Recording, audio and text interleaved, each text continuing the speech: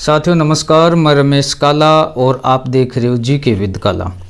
दोस्तों कक्षा 8 विज्ञान का 7वां लेसन है हमारा पौधे एवं जंतुओं का संरक्षण। आपकी बोर्ड परीक्षा 2024 के लिए इस पूरे प्रश्न पत्र को तैयार किया गया है।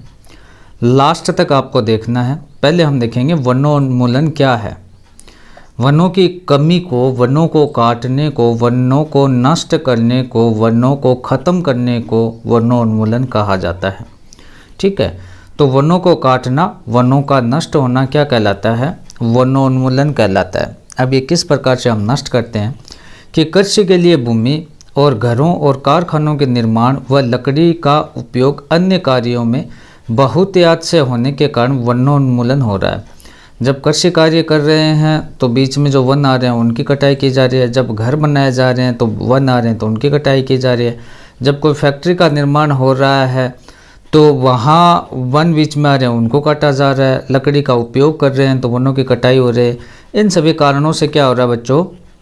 वनोन्मूलन हो रहा है। एक मेरा व्लॉग चैनल है, इस वीडियो के नीचे डिस्क्रिप्शन में उसका लिंक है, उस चैनल को भी आप ज़रूर सब्सक्राइब करें।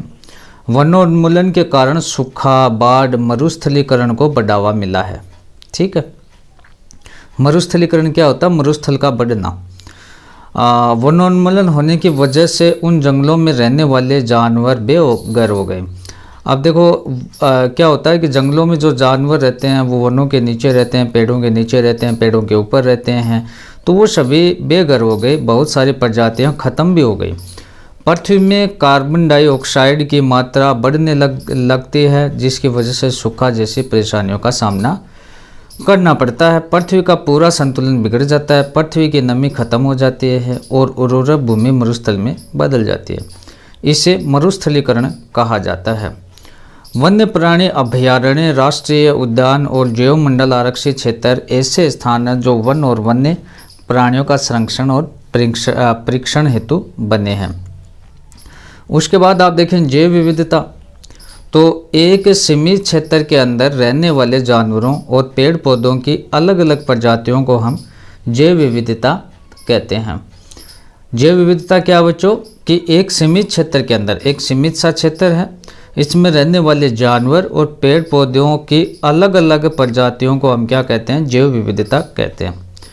राष्ट्रीय उद्यान, तो राष्ट्रीय उद्यान क्या है? कि वन्य जंतुओं के लिए आरक्षित ऐसे क्षेत्र जहां वह स्वतंत्र रूप से आवास और प्राकृतिक संसाधनों का उपयोग कर सकते हैं, तो राष्ट्रीय उद्यान उसको कहते हैं। अभयारण्य क्या होता है दोस्तों? कि वह क्षेत्र जहां जंतु और उनके आवास किसी भी प्रकार के विक्षोभ से सुरक्षित रहते हैं। ठीक है, अगर कोई भी दिक्कत आए, कोई भी आपदा आए तो भी वो सुरक्षित रहते हैं जीव जंतु, तो वो क्या होते हैं? अभयारण्य होते हैं। प्रवासी पक्षी क्या होता है? ऐसे पक्षी जो उड़कर सुदूर क्षेत्रों तक लंबी लंबी यात्रा करते हैं, प्रवासी पक्षी कहते हैं। ठीक है, जैवमंडल आरक्षित क्षेत्र ये क्या है? तो वन्य जीवन, पौधों और जंतु संसाधनों और उस क्षेत्र के आदिवासियों के पारंपरिक ढंग से जीवन यापन हेतु विशाल संरक्षित क्षेत्र जैवमंडल आरक्षित क्षेत्र है, वो कहलाता है। चिड़ियाघर क्या होता है? यहाँ प्राणियों का संरक्षण किया जाता है। ठीक है, ये कृत्रिम आवास में रहते हैं, मनुष्य द्वारा बनाए गए आवास में। 4 संकटापन्न जंतुओं के नाम आपसे पूछा जाए तो क्या लिखोगे? एक तो सफ़ेद हाथी हो गया, शेर हो गया, जंगली भैंसा हो गया, बारहसिंगा हो गया। याद रख लेना। 4 संकटापन्न जंतुओं के नाम कौन से हैं? सफ़ेद हाथी, शेर, जंगली भैंसा, बारहसिंगा।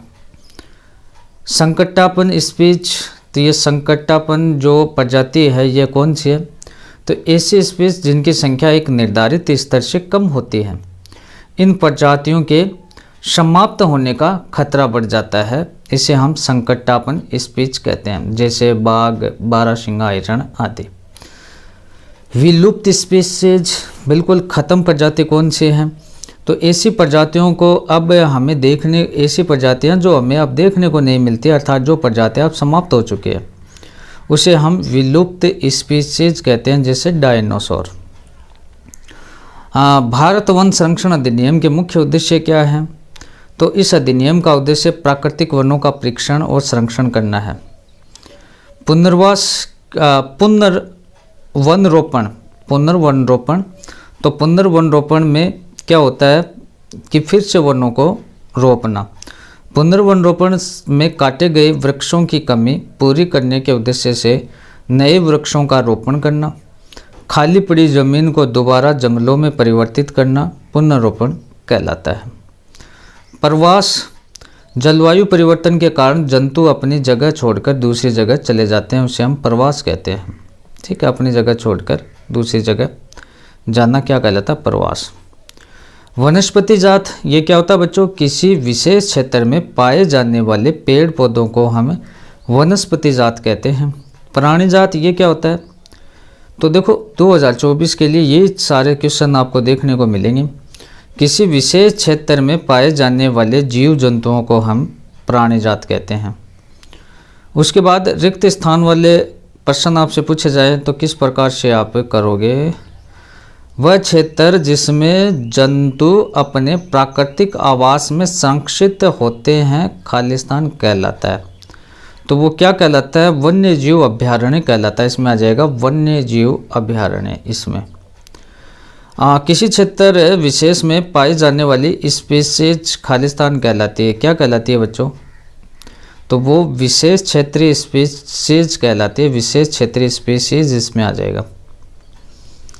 प्रवासी पक्षी सुदूर क्षेत्रों से खालिस्तान परिवर्तन के कारण पलायन करते हैं, तो वो जलवायु परिवर्तन के कारण पलायन करते हैं। मैंने इस पाठ की आपको मोटी मोटी चीज़ें बता दी दोस्तों। बाकी आपकी परीक्षा के नज़दीक मोस्ट इम्पोर्टेंट क्वेश्चनों की श्रृंखला आएगी, तो उसके लिए आप इस चैनल को सब्सक्राइब करके रखें, बेल आइकन को प्रेस करके रखें। एक मेरा व्लॉग चैनल है, इस वीडियो के नीचे डिस्क्रिप्शन में उसका लिंक है, उस चैनल को भी आप जरूर सब्सक्राइब करें। धन्यवाद दोस्तों।